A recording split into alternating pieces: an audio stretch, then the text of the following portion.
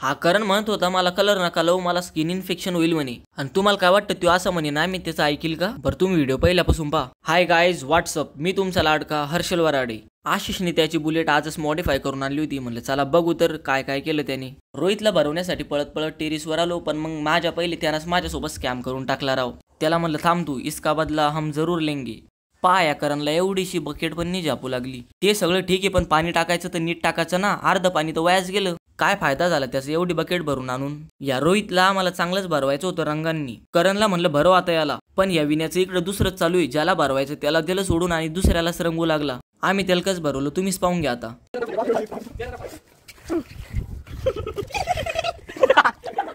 हे बघा आमचे चेहरे कशी भूतासारखे झालेले. आता कलर निघतो का नाही हीच भीती वाटते भाऊ मला तर. चेहऱ्याचा कलर जर कधी नाही गेला तर असेच थोबाडे घेऊन आम्हाला कॉलेजला जावं लागल भाऊ. आमच्या या भाऊकडे जरा जास्तच कपडे झाले, मग ते ठेवायचे कुठे येतं त्यासाठी त्यानं ते कपडे लटकवायचं आणलं. त्याच्याकडून काही भीतीला होल नव्हते पडत. त्याला म्हणलं अरे इकडे दाखव, मी करतो ते काम. तेवढ्यावर माझा हात पुरत नव्हता. मग म्हणलं अरे आता आपण चेअर घेऊ. कसं आहे चेअर तर आली पाहिजे कधी कधी कामं. डोळ्यात धूळ जाऊ नये म्हणून मी हा चष्मा घातलाय बरं का, नाही तर तू म्हणशान घरातल्या घरात कुठं स्टाईल मारतोय चष्मा घालून. त्या मशीनची पिन आमच्याकडूनच फुटली. म्हणलं आता ऐन टायमावर काय करा. मग म्हणलं अरे देशी जुगाड करून घेऊ. ते ड्रिल मशीन आणलंच तर आता सर्वांचं बेती गंगा मी हात धुणं चालू आहे. मला तर असं वाटतंय आता हे पोरं सगळी भीतच फोडून टाकतात भाऊ.